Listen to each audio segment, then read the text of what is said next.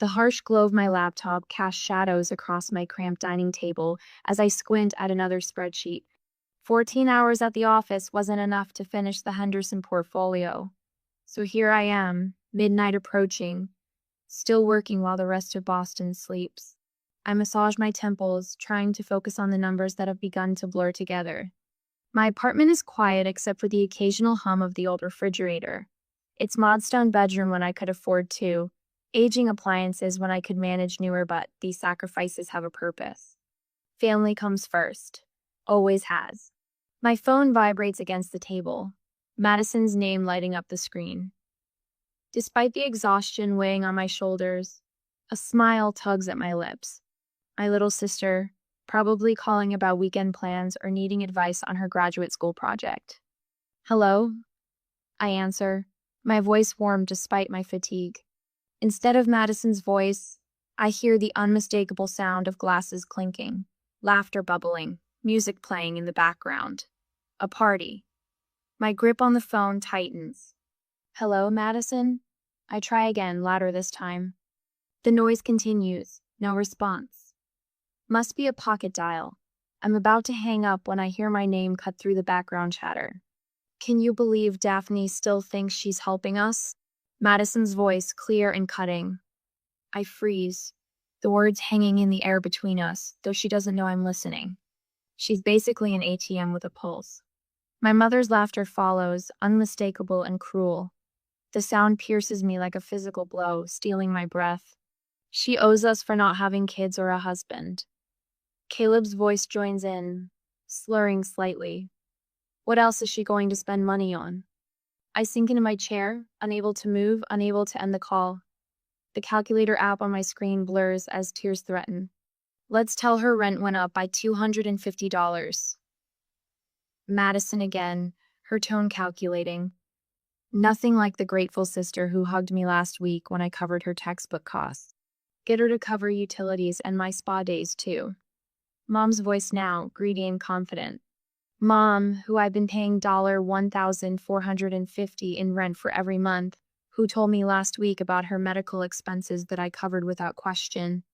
The worst part comes last, spoken by Madison with such casual cruelty it makes my stomach turn. It's so easy to guilt her, she always folds. My hand trembles as I grip the phone. I can't seem to hang up, can't stop listening to this nightmare unfolding in real time. Tears slide silently down my cheeks, landing on the spreadsheet where I've been calculating how many more months until I can finally start my emergency fund again. The memories flood in unbidden. The vacation to Maine I canceled 3 years ago when Caleb had his emergency tuition shortfall. The dental work I postponed twice when Madison's car needed repairs that somehow cost exactly what I'd saved for my root canal. The second job I took last year, bartending weekends when Mom claimed she needed help with medical bills I never saw documentation for. But trusted were real Boswell, because she's my mother. 5 years of sacrifices parade through my mind in merciless detail. 5 years of family emergencies that somehow aligned perfectly with my bonus schedule. 5 years of their grateful faces, now revealed as masks hiding contempt. I finally pressed the end call button, setting the phone down with unnatural care, as if it might shatter like my trust just did. The apartment feels colder suddenly, the silence heavier. I wipe the tears from my face with the back of my hand. My posture straightens almost of its own accord. Something shifts inside me past the hurt, past the betrayal. A calm clarity emerges. I've spent years analyzing financial data, finding patterns others miss. How did I miss this? I pick up my phone again, my fingers steady now as I type. Hey, I think my phone glitched weird signal just now. Everything okay? The response comes quickly. All good, just having dinner with Mom and Caleb. Talk tomorrow? No mention of a party. Another lie, so effortless it's chilling. I close my laptop, pushing aside the Henderson portfolio. It can wait until morning. Instead, I open a new spreadsheet, naming it something I should have created years ago. Exit strategy. The title stares back at me, both terrifying and liberating. For the first time in 5 years, I'm not thinking about how to help my family. I'm thinking about how to help myself. and they'll never see it coming. Bank statements cover my dining table like fallen leaves, each one a record of my generosity or my gullibility. I've spent the past 3 hours meticulously cataloging every transaction, every dollar siphoned from my accounts over 5 years. The numbers stare back at me, cold and damning. $87,000, just in rent payments. My stomach twists as I trace a finger over the highlighted figures. That's not counting emergencies, the temporary loans, the birthday gifts, and holiday presents. The money I could have used for a down payment on my own home, a retirement fund, the dental work I keep postponing. How did I miss this? I whisper to my empty apartment. The radiator hisses in response, the only sound besides my ragged breathing. My laptop glows in the dim light as I type Madison's name into Facebook's search bar. I haven't checked her social media in months, too busy working, too busy supporting them. 3 scrolls down and my breath catches. There she is, cocktail in hand, lounging by a resort pool I've never seen. Weekend getaway, blessed? The caption reads, dated 2 weeks after she called in tears about her impossible utility bill that I immediately paid. I click through to Mom's profile next. Linda Morgan, whose medical appointments have drained my emergency fund twice this year. Linda Morgan, who now smiles back at me from the chair of an upscale salon, her fresh highlights costing more than I spend on haircuts in a year. Had to treat myself. New look, new chapter. The post is dated 3 days after I transferred $600 for what she called critical medical tests. My hands shake as I search for Caleb, my little brother, supposedly buried in textbooks and struggling to make tuition payments. The evidence hits like a physical blow. Caleb in Las Vegas, arm around a girl I've never seen, captioned, study break. During the weekend, he told me he couldn't call because he was locked in the library, cramming for finals. I closed my laptop, unable to look anymore. The betrayal is too raw, too complete. Memory after memory resurfaces, now cast in the harsh light of truth. Last Christmas, dropping off carefully selected gifts at their door, Mom claiming she was too tired for me to come inside. The birthday dinner I arranged for Linda at her favorite restaurant, where they left an hour early for a headache that didn't stop them from posting bar photos later that night. The promotion celebration no one attended because of car trouble. The pattern is so clear now, texts appearing only when bills were due, calls that never asked how I was doing, only what I could give. My phone buzzes on the table. Mom's name appears on the screen, and for the first time, I feel nothing but a cold clarity. Daphne, honey, it's been ages. We're having a little family dinner on Sunday. Can you make it? My voice doesn't betray me as I accept the invitation, already calculating my next move. I'd love to. Should I bring anything? Just yourself, she says warmly, the same warmth I once mistook for love instead of opportunity. After ending the call, I stand before my bathroom mirror, practicing normal smiles, rehearsing casual responses. Oh, rent went up again? That's terrible. Smile, sympathetic nod. Another unexpected bill? That must be so stressful. Concerned frown, but not too deep. I open my closet, pushing past the few nice pieces I've allowed myself. No, those won't do. I select faded jeans, a sweater with worn elbows. The illusion of struggle must be maintained a little longer. For dessert, I'll bring my chocolate cake, the one they always praise, but never quite appreciate I bake from scratch to save money. The irony doesn't escape me as I write down ingredients I'll need. You've been supporting them for years? Eleanor's fork freezes halfway to her mouth, her salad momentarily forgotten as we sit in the corner booth of the cafe across from my office. I've paid their rent since Mom claimed she couldn't work full-time after her back injury. The air quotes I make feel bitter, childish, but necessary. I've been living in that 1-bedroom apartment so they could have their 3-bedroom house. Eleanor's face shifts from shock to anger on my behalf. Daphne, that's exploitation. The word lands heavily between us. I've avoided naming it until now. My guest room is yours if you need space when this all comes out, she offers, reaching across the table to squeeze my hand. Whatever you decide to do. I thank her, throat tight with unexpected emotion. Having someone firmly in my corner feels foreign, precious. Later that afternoon, Michael from accounting stops by my desk. He survived his own family betrayal 3 years ago, parents who remortgaged their house in his name. He recognizes the signs in me. Remember, setting boundaries isn't cruel, he says quietly. It's the most honest thing you can do for everyone involved. That night, I find myself staring at old family photos. Dad with his arm around me at my high school graduation, his proud smile. Madison is a toothless 7-year-old, clutching my hand on her first day of school. Caleb learning to ride a bike, my hands steadying him from behind. Were those moments real? Or was I always just a resource to them, even then? My phone rings. Mom again. You're bringing that chocolate cake everyone loves, right? Her voice is honey sweet, familiar in its manipulation. Of course, I say, feeling the old guilt rising, threatening to break my resolve. Family is family after all. Maybe I've misunderstood. Maybe.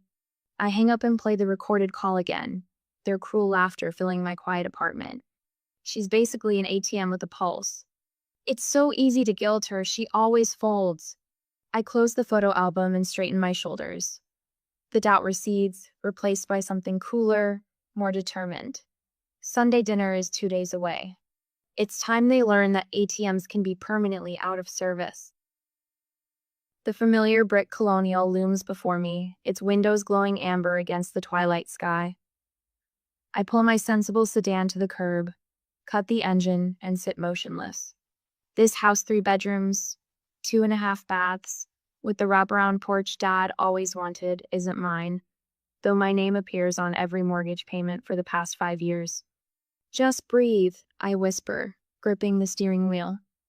My rehearsed smile feels like a mask already, tight and unnatural. The front door swings open before I reach the porch steps. Madison bounces out, all honey blonde hair and practiced enthusiasm. Daff, you made it! Her arms encircle me, squeezed firmly enough to convince. I catalog the details I once missed. The fresh manicure with intricate designs that couldn't have cost less than $80. The subtle scent of a perfume I recognized from the Nordstrom beauty counter. Wouldn't miss it. My voice emerges steady, betraying none of the tremors I feel inside. Mom appears in the doorway, arms outstretched, her smile wide, but eyes calculating. There's my responsible girl. The word lands like a slap now. Responsible. Code for useful. Hi, Mom. I allow myself to be folded into her embrace, noting the cashmere softness of her sweater against my cheek. Medical bills don't typically come with designer labels. Caleb appears last, offering a half-hearted side hug that lasts precisely 2 seconds. Hey, sis. I followed them into the living room I rarely visit despite funding. The walls are decorated with family photos, Madison's graduation, Caleb's high school football days, Mom's 60th birthday cruise. I scan for evidence of my existence, but find nothing more recent than my college graduation. 10 years erased, except for my financial contributions. Is that a new television? I ask, gesturing toward the sleek 65-inch screen dominating the wall. Last month, Caleb had texted about being unable to afford his textbooks. Oh, that old thing? Mom waves dismissively. Black Friday deal. Practically gave it away. Black Friday was 4 months ago. The model came out 6 weeks ago. Madison sits beside me, her freshly manicured hands fidgeting in her lap. French tips with tiny crystals catching the light. The same hands that typed, barely making ends meet in last week's text message. How's work? She asks, not waiting for my response before continuing. I've been absolutely drowning in my thesis research. Professor Saunders is being completely unreasonable about deadlines. The same Professor Saunders she tagged in Instagram photos from a weekend music festival 2 weeks ago. Best professor ever? Works fine, I answer simply. Busy season. Mom brings in a tray of coffee and her famous lemon squares the ones she knows I love. The sugar-dusted treats are carefully arranged, a sweetener for what's coming. They always feed me before asking for money. So, Mom begins after precisely 2 sips of coffee, right on cue. Her voice drops to that familiar, urgent tone. We've had some unexpected news. I take a bite of lemon square, buying time.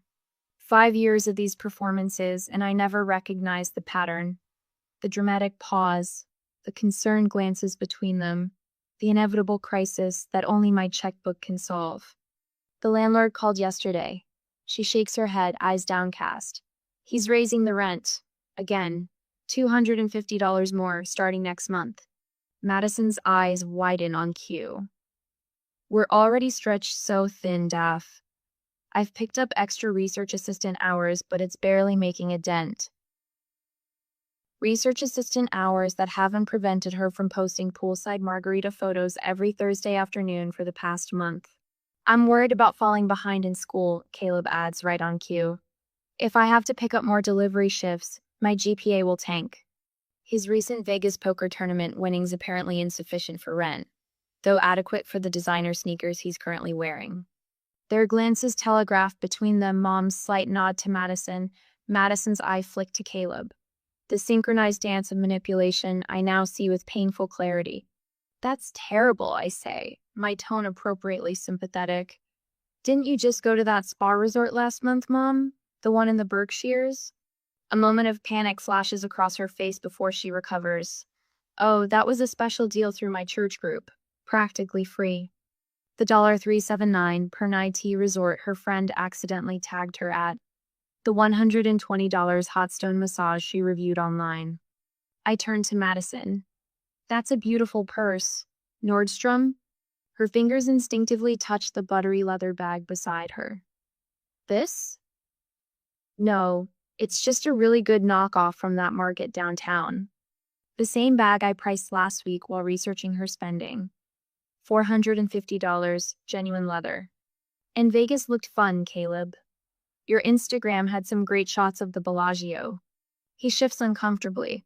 Just crashed on a buddy's hotel room floor. Barely spent anything. Except the $800 his poker tournament entry cost, prominently displayed in his victory photo. Their momentary panic dissipates quickly, replaced by practiced excuses. The choreography is flawless. They've been performing this play for years. Mom clears her throat, steering the conversation back to the script. About the rent increase. She hesitates, the practice pause designed to build tension.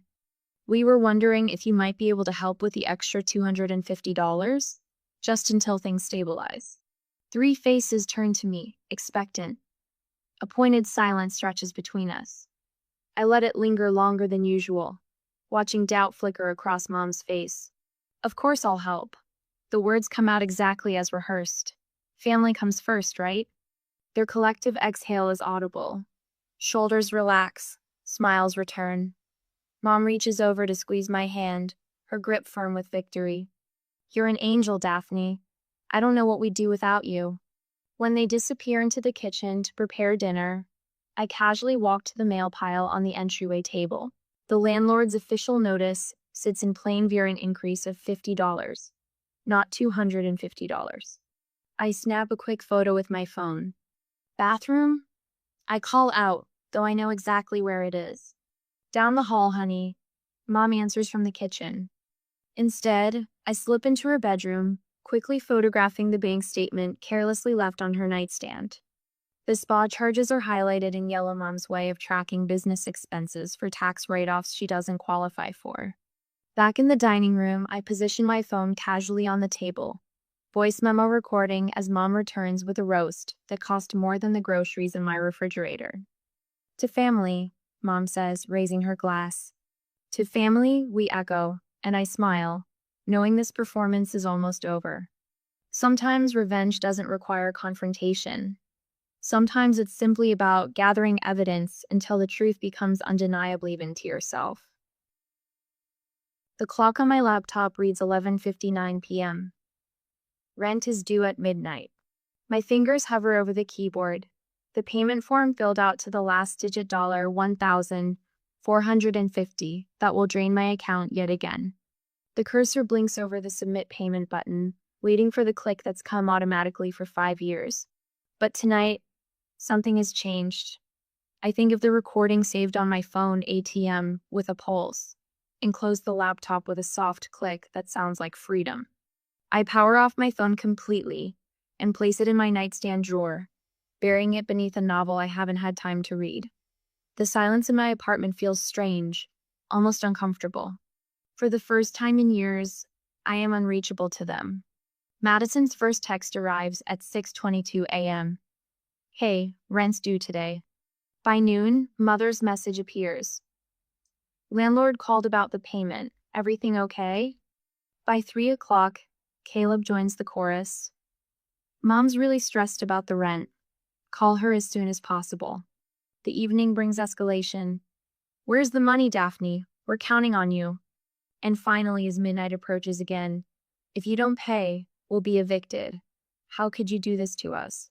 I watch the messages accumulate on my reactivated phone, each one stripping away another layer of their performance. The pretense of care dropping away with each passing hour, revealing the naked desperation beneath. I'd like to change all my account passwords and set up additional security measures, I tell the bank representative. Her name tag reads Janice, and her eyes widen slightly at my comprehensive list of requests.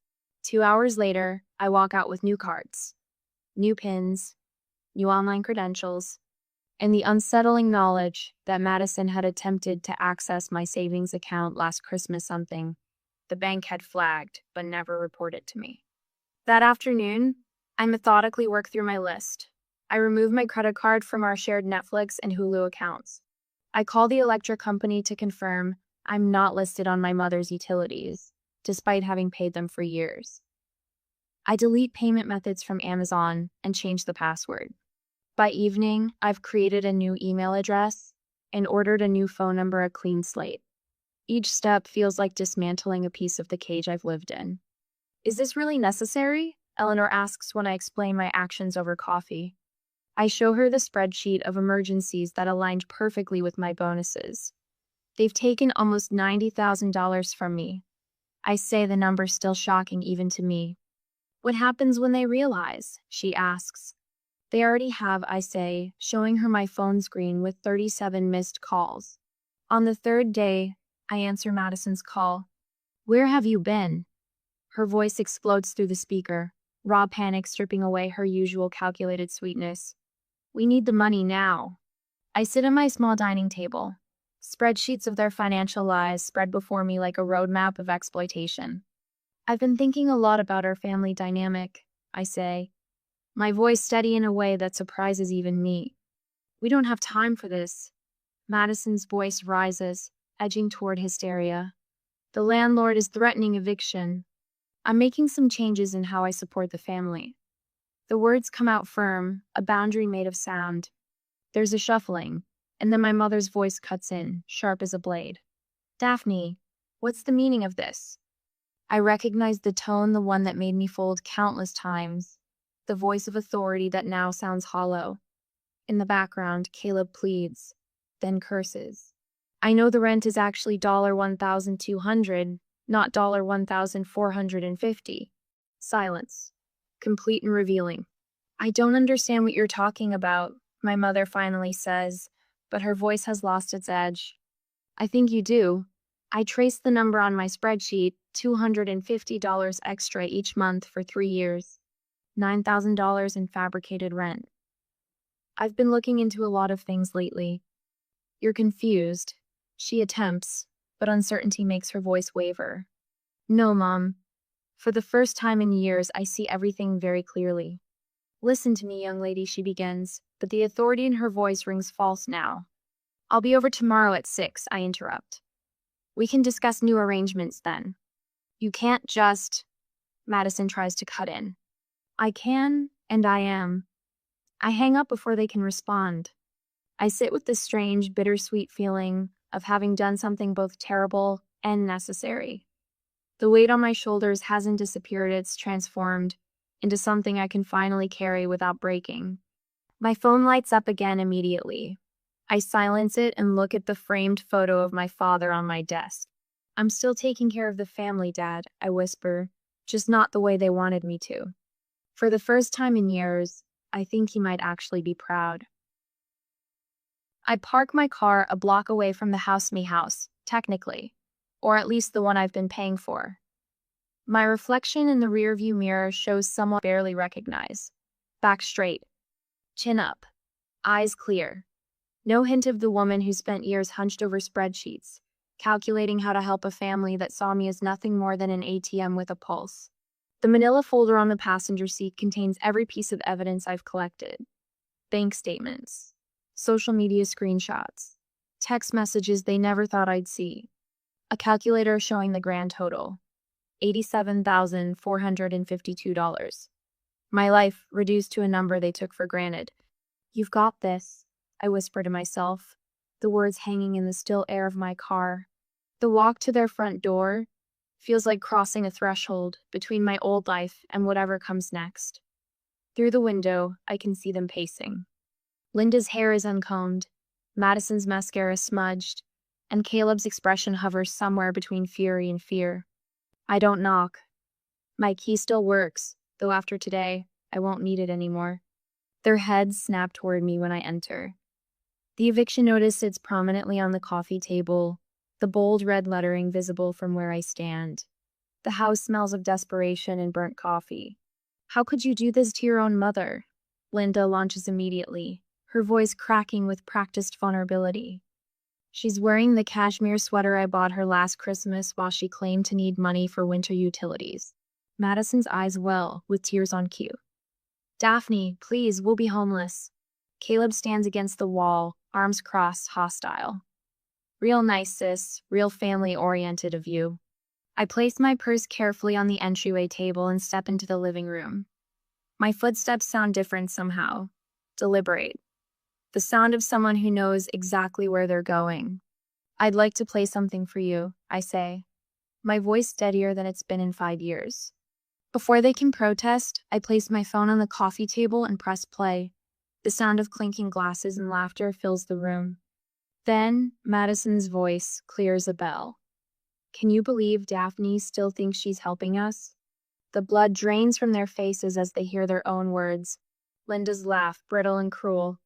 "She's basically an ATM with a pulse." Caleb's slurred mockery. "She owes us for not having kids or a husband." Madison again, calculating. "Let's tell her rent went up by $250. Linda's greedy addition. "Get her to cover utilities and my spa days too." The final knife twist, Madison's casual cruelty. "It's so easy to guilt her, she always folds." Linda lurches forward. "Turn that off." I raise my hand, and she freezes. It's the first time in my adult life I've silenced her with a gesture. "No," I say simply. "You're going to listen. All of you." I pull out the bank statements next, laying them methodically on the table. The rent on this house is $1,200 per month. For 5 years, I've been paying you $1,450, believing I was helping with utilities. I tap the paper. "Where did that extra $12,000 go, Mom?" Linda's mouth opens and closes. "And these," I continue, spreading out social media screenshots. Madison's Cabo trip during her financial emergency last spring. Caleb's new gaming system when he was struggling with textbook costs. Mom's spa weekend when she had medical bills. "You were spying on us?" Caleb sputters. "No, I was finally paying attention." I pull out my calculator next, displaying the total. Their eyes widen as they see the number. $87,452. That's what I've given you over 5 years, not loan given. While I lived in a 1-bedroom apartment with aging appliances and postponed dental work. While I took a second job bartending weekends. Madison tries to interrupt, but I continue, my voice gaining strength. "I'm done being your ATM. As of today, there will be no more financial support of any kind." The panic in their eyes is immediate and visceral. "You can't do this," Linda says, her tone shifting from accusation to bargaining. "We're family." "The eviction notice gives you 2 weeks, I say, unmoved. I suggest you start packing." "We'll pay you back," Madison offers desperately. "We just need a little more time." "This isn't about the money," I say. "It's about the lies, the manipulation, the mockery." Caleb steps forward, his stance threatening. "So that's it? You're just cutting us off?" "Yes," I reply. the simplicity of the word almost beautiful. I reach into my pocket and pull out my house key, placing it on the table with a soft click. Family isn't measured by what you can take, I say, looking at each of them in turn, but by what you freely give. Linda scoffs, but there's fear behind her eyes. You'll regret this, Daphne. You'll be all alone. For the first time in 5 years, I smile with genuine relief. I already was. I turn and walk toward the door, my steps lighter with each foot forward. Behind me, their voices rise in protest, bargaining, threats. I take out my phone and, with 3 quick taps, delete their contact information as I cross the threshold. The spring sunlight hits my face as I close the door on that chapter of my life. The weight I've carried for years lifts from my shoulders, and I take my first deep breath as someone who finally understands that saying no can be the most powerful form of self-respect. Sunlight streams through floor-to-ceiling windows, casting golden patterns across my hardwood floors. I trace my fingers along the rim of a delicate porcelain teacup part of the set Grandma left me that spent years carefully wrapped in storage. Too precious to use, I told myself. But today, like every day this past year, I choose differently. Are you sure I can't help with anything? Eleanor calls from the living room where she's arranging a bouquet of fresh tulips bright yellow, like the throw pillows I splurged on last month. Just relax, I answer, sliding a tray of appetizers from the oven. You've done enough. My apartment echoes with laughter as Michael arrives, wine bottle in hand, regaling everyone with his latest courtroom victory. His baritone fills spaces that once held only silence and spreadsheets. A year ago, my dining table groaned under the weight of financial calculations and family obligations. Now it boasts a spread for friends who expect nothing beyond my company. When the doorbell chimes, I welcome Lydia, my mentor from Eastern Investment Partners who saw potential in me once I had space to grow. After her comes Marcus from the community center where I volunteer Tuesday evenings, my helping nature channeled productively, not parasitically. To Daphne, Eleanor raises her glass, eyes crinkling with genuine pride. 1 year of freedom. On my refrigerator, beneath travel magnets from Tuscany and the Maine coast strips, no longer perpetually postponed, sits a sealed envelope. Linda's handwriting, unmistakable after all these years. It arrived 3 weeks ago, still unopened. The anxiety it once would have triggered has mellowed to mild curiosity. My phone occasionally displays Madison's blocked email subject lines, promising accountability, but body text undoubtedly lacking it. Last week, Caleb sent a message through a mutual friend about missing his sister. These attempts slide off me like rain on a newly sealed roof. You'll know when you're ready, my therapist said during yesterday's session. Boundaries aren't walls, they're filters. You get to decide what passes through and when. After dinner, as conversations break into smaller groups, Samantha, a junior analyst, pulls me aside. I started that spreadsheet you suggested, she whispers, a familiar weight in her voice. I'm supporting my brother through his 3rd career change while paying Mom's credit card bills. I recognize the shadows under her eyes, the same ones that haunted my mirror for 5 years. Your spreadsheet has 2 columns. I tell her, not as a broken woman bitter at the world, but as someone who's climbed the mountain and can guide others. What you give and what it costs you. But there should be a 3rd column, what you save for yourself. Her eyes widen, as if I've suggested something revolutionary. Later, as my guests gather their coats, my phone lights up with notification of the promotion I've been working toward. Senior Vice President of Portfolio Management. The celebration erupts immediately, genuine joy unmixed with calculation or envy. These people want nothing from me but happiness. On my balcony, after everyone leaves, I watch the sunset paint the Boston skyline in amber and purple. My emergency fund is robust, retirement accounts recovering, and next month I'll make my first contribution to a scholarship for students who lost parents young. I open my journal, fingers tracing the leather cover worn smooth by nightly reflections. Today marks 1 year of freedom. I choose to help, not to be used. The horizon spreads before me like an unwritten story. Somewhere across the city, my blood relatives continue without my subsidies. But here, In this space I've learned a powerful truth. Sometimes the family you need isn't the family you were born into.